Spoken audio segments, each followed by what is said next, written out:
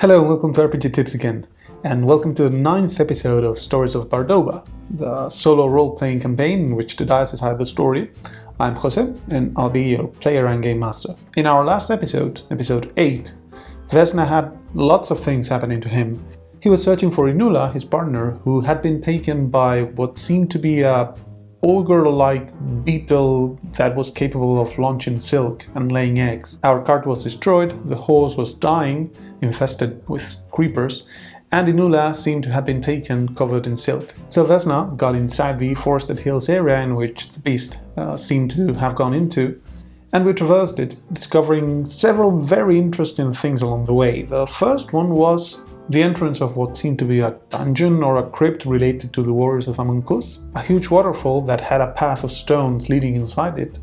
That happened to be next to the ruins of a village that had been taken by nature, and we ended the episode after the village, in a thicker, denser area of the forest, surrounded by caves and lairs of potential monsters, where we ended up fighting a huge wolf that almost killed Vesna. He had 2 HP after he left the fight. And for those of you who were thinking, well, how did Vesna escape the fight? He has the Close Combatant level 2 Foci, which allows him to, between other things, withdraw from combat as a free action. So that's how he did it. Now, the last thing before we jump in again is that we were at a progress of 4. If you remember, I halved the difficulty of our delve, so we only needed 1 more progress to actually find the area in which the beast and Inula were. So we only need to advance 1 more to hopefully find them with Inula alive. But now I am faced with a dilemma. Vesna has only 2 HP left. That means that basically anything could kill him at any moment.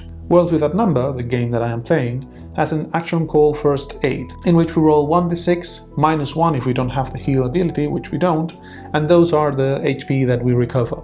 The counterpart of that, of course, would be that we would lose time and that we would get 1 point of system strain, which is a limit to the healings that you can get. Not something that we should worry about right now, but it's there. The most important thing right now is time. So I honestly don't know what to do. I think that at least I'm going to take 1 first aid, because I really don't want to go with just 2 hit points. So after running from the area with the wolf, Vesna, who's bleeding profusely, just stops and rests, putting his hand on a tree, sits down and takes some bandages and herbs and just tries to patch up the wound. Okay, so we're going to lose 10 minutes, that's bad, but we're going to heal.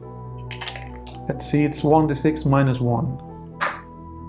Well, that's the best we could get, so that's 5 points that we are healing. So Vesna is right now at 7 hit points.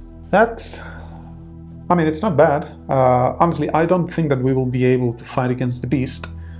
Maybe if Inula is alive and capable of fighting, we could have a chance, but I don't know if we will. So now I don't know if waiting for another first aid is worth it or not. Now she could be dead. I don't think so, no.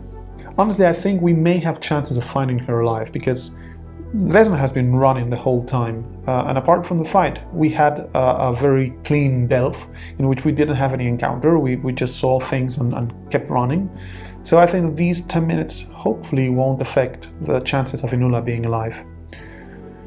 Okay, so let's make hopefully our final delve the depths move. As usual, since we are running, I'm going to add dexterity to this move. And remember that I am using an Apocalypse World style roll here. I'm going to roll 2d6, add my dexterity, and if it's 1 to 6 it's a miss, 7 to 10 it'll be a weak hit, and 11 to 12 it'll be a strong hit. That's 6 plus 1 for our dexterity, that's 7, so that's a weak hit, barely a weak hit. But since it's a weak hit that we are doing with haste, now we need to roll on the table to see what happens. And we get 6. Okay, so we mark progress, that's good, that means we're going to get close to the area in which they are, but we also reveal the danger. So first of all, what's our location, what's our environment, in which feature are we? That's another D100. This is 46, which means we go to the domain card, and a 46 is an overgrown path. Okay, so that's perfect, this is the map basically in which we already are. And in this overgrown path, what danger do we find? That's a 56, which means we encounter a hostile denizen. Yay. So what is this hostile denizen? The most typical thing that I would assume to find here would be an animal. So that's what I'm going to ask for with a +2 to Mythic. So that's an 18. So yes, it's an animal. Now, which kind of animal? 2d6 for the size, where 2 would be rodent-sized, 6 would be human-sized, and 12 would be, I don't know, elephant-sized, possibly. 6, human-sized. Okay, that's good, but it doesn't mean it's going to be easy, especially because it's aggressive, well, hostile. Okay, so I'm going to the monster shapes and appearances random table in worlds with that number, and let's see what we get. So we know it's a human-sized, a kind of animal it's most like. 10. Okay, so 10, it's serpentine. Okay, a human-sized serpentine animal. I don't like this anymore. What's its basic body plan? This is going to be a 1d8. 1. Limbless, amorphous, or tentacular mass. Well, serpentine, I think the limbless is really appropriate, but it's going to be a huge snake and I don't want that. And now, characteristic body parts or creature elements. I'm going to roll 2 times of this table for the reptilian one. So it's going to be 2d12. First one is 11. Crushing jaws. Yay. And the second one is 9. Cold-blooded. Well, that's, yeah, expected. So I think this is a huge snake, basically. It's the equivalent of possibly a dire anaconda or something like that. Or just normal anaconda. So if it is human-sized, a normal human would have 1 HD. I think this one's going to have 2 HD. But I honestly don't want to fight it, especially if it has crushing jaws. So as Vesna has resumed running after patching his wounds up, the thicker canopy dissipates a bit and he's back to a normal forest area. In fact, there's a path that he can just run through. And then after around 5 minutes of running, an enormous red and black snake just slithers onto the path, looks at him, and raises its head a bit with an aggressive pose. Now I'm going to ask a question. Vesna has spent a lot of time just, well, not being in class. So does he know anything about this? Because he's got a survive of 1. So let's see, this is 2d6 plus survive, which is 1, minus 1 for his wisdom, which is 0. So 2d6. This is a 7. So instead of setting a difficulty, I'm going to roll a 50-50 chance to see if he knows it. That's a 4, which is a no. But both numbers are equal, and this number is equal to our chaos factor, which is 6. So this means that this is an extremely no, so he's actually never seen a snake in his life. But not only that, we also get a random event. I was starting to miss those. So the random event that we get is a 61, PC negative. Okay, something bad happens to Vesna. And now if I roll on the actions table, I get 84, care, 38, path. So I don't think this is exactly on the spirit of a random event, but I think I like it.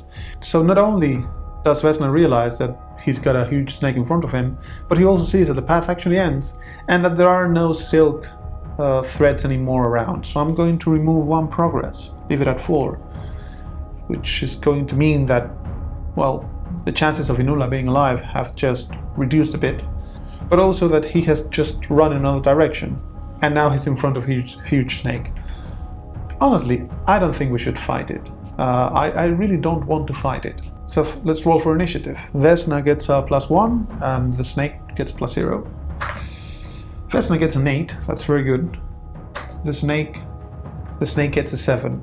So Vesna's going to run. I mean, I know that this doesn't make for a very interesting narration, but I'm playing an OSR and we've only got 7 HP left, so he's going to run. Does the snake chase after us? I don't really have a clue of what the snake wants, so I'm going to ask this with a 50-50.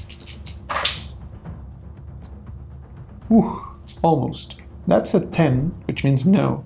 But also, since both numbers are even and the chaos die is 6, we also get a random event, which is going to be 9, NPC action. NPC action.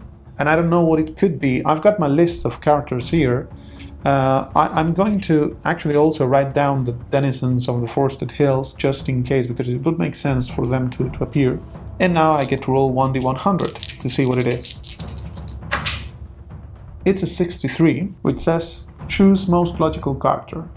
Now I've got a great idea for narration, but I don't want to cheat, so I'm going to ask it with a 50-50 chance. It would be amazing if the actor that jumped in was Inula.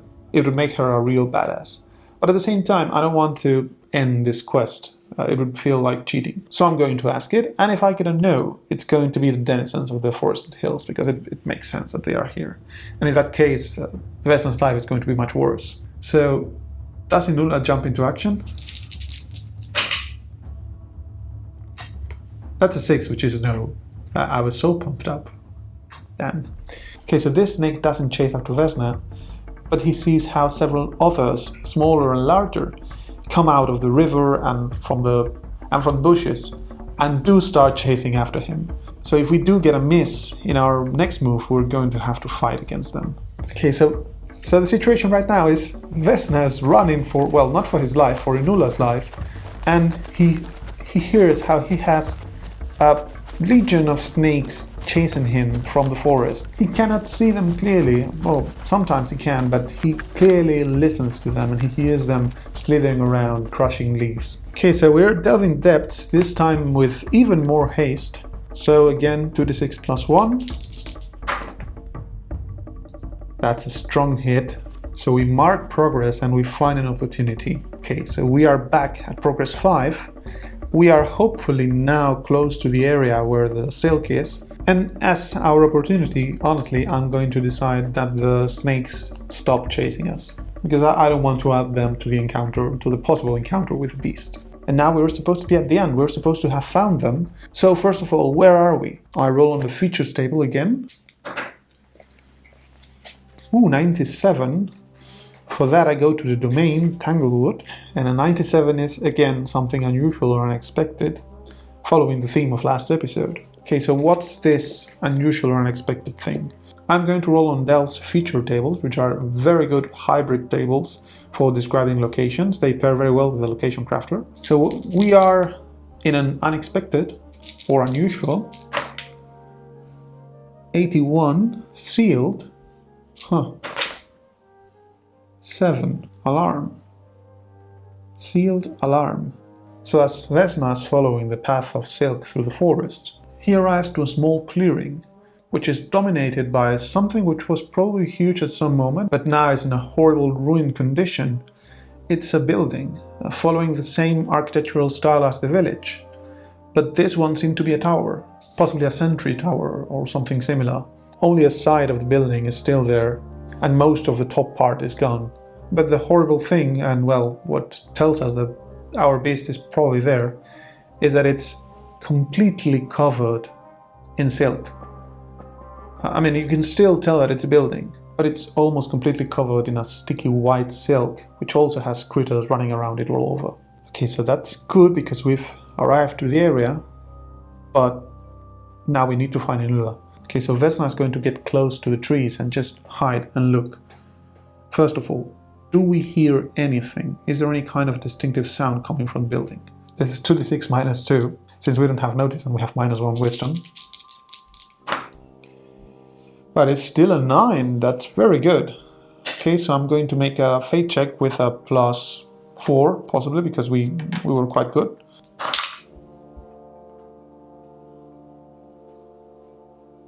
Okay, definitely, we do hear something coming from it. I'm going to make a detail check to see what it is. This detail check is going to be 2d10 minus 2 because of our chaos factor equal to 6. 13 minus 2 is 11, which means Focus PC. Focus PC means something related to Vesna. And to get a bit more inspiration, I'm also going to roll on a description table. So it's something related to Vesna, that is 15 cautiously, 51 lacking, cautiously lacking. So while he's waiting, he hears the voice of a young man inside the building, just asking for help, with a very, very slight voice with a mixture of caution and just pure weakness saying, "Please help me, please." Which potentially means that Inula wasn't the first victim of this beast. Now, I didn't ask for it, but does Vesna see the beast in the surroundings of the building? I don't have a clue, so 50-50. Almost 9, so no. There's not a beast, okay. Beast is not there, okay. Is there a window or anything that we can peer through this area instead of going through the other way? 50-50. 4. But again, not only 4, the same result as before. Extremely no, so this area is completely covered in silk and in small bugs. But we also get a random event. And that event is 81, ambiguous event. Okay, an ambiguous event, which is a description table just to get some inspiration. 49, healthily. 35, festive, healthily festive. So as Vesna is in complete silence and concentration, trying to see what's around and hoping not to be ambushed by the beast, he almost gets a heart attack when a small white puffy rabbit just starts jumping around him, going from one side of the forest to the other one. Vesna avoids screaming at it and, recomposing, is going to run to the other side of the building. Okay, so now that he's on the other side, I'm going to ask 2 questions. Is there an entrance with a 50-50? And how does the whole building look like? So the first one, is there an entrance?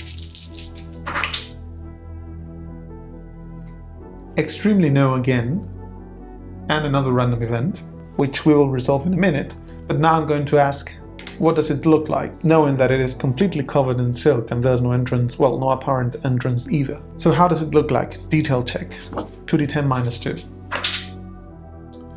12 minus 2, 10, favors NPC. And for our NPCs, I'm going to roll 1d100, 69, choose most logical character. The denizens of the forested hills would be the most appropriate ones, well, the actual beast. So it looks like basically what we see here now, what you're seeing on camera, but just covered in almost a dome of silk, but also at the same time with thick branches of the nearby hills also getting inside, allowing the animals of the forest getting through it from one side to the other one. So if Inula is here, Vesna is going to have to cut through the silk, possibly. Now, I just realized, I asked if the beast was visible on the other side.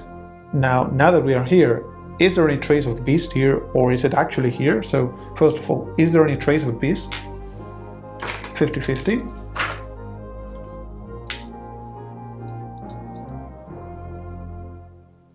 Eight, which means no, but both are odd, which means exceptional. Exceptional no. Okay, so the silk trail ended there, and there are no footprints, no nothing. So either it's just not here and it's not leaving any kind of footprints anymore, or it goes to the trees or underground, or it's inside. I really hope it's not that one, but it would be the most appropriate one, possibly. Moment of truth. Vesna gets close to the silky dome, separates the silk, and tries to peek inside. What do we see? So another detail check for this. 2d10. 11 minus 2, 9. Focus NPC. 47. Now 47 in my list is Shadow Artisan Vanios. Now I don't want to relate it to the cult just on my own. I know it would be a good narration, but I don't want to cheat again. I want to feel that the story is generated by the dice. So from a 1 to 6, I'm going to ask how related is this to the cult, where a 1 would be it shares features with something that the Shadow Artisan would be in, and a 6 would mean, well, this is a hideout of the cult. Okay, so it's actually unrelated to the cult. It's just something that, well, would fit the Shadow Artisan to be in. So as Vesna peers in, from the small light from the small rays of light that enter through the holes. These seems to be, the first floor at least, seems to be an abandoned forge. This is an anvil covered in silk and also a blackened reddish layer of possibly blood. The rest of what looked to be a foundry on the corner and several tools hanging on the wall, completely covered in dust and silk. But now I have to make several questions, because I need to know if the beast is there, if Inula is there, if the guy that we heard asking for help is also there, and whether there's anything also interesting to see. Okay, so rapid fire questions to get an image of where we are. Is the beast there? I'm going to give it a +4 because it would make a lot of sense. Well, we didn't need it, that's a 19, the beast is there. Okay, is Inula there? Also a +4.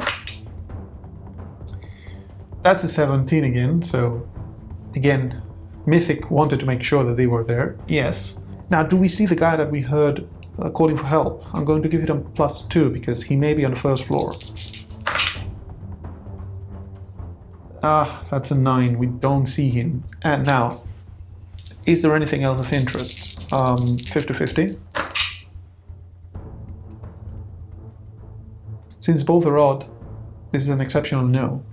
There's nothing else of interest. It's just the rests of the foundry and the beast with Inula. Now, how do we see Inula? Okay, so here I'm going to roll 2d6. Okay, so 11 or 12 would mean that she seems to be not breathing, or at least out of combat. Low results would mean that she's just restrained but capable of fighting, and results in the middle would mean that she's wounded but she would be able to fight if we free her.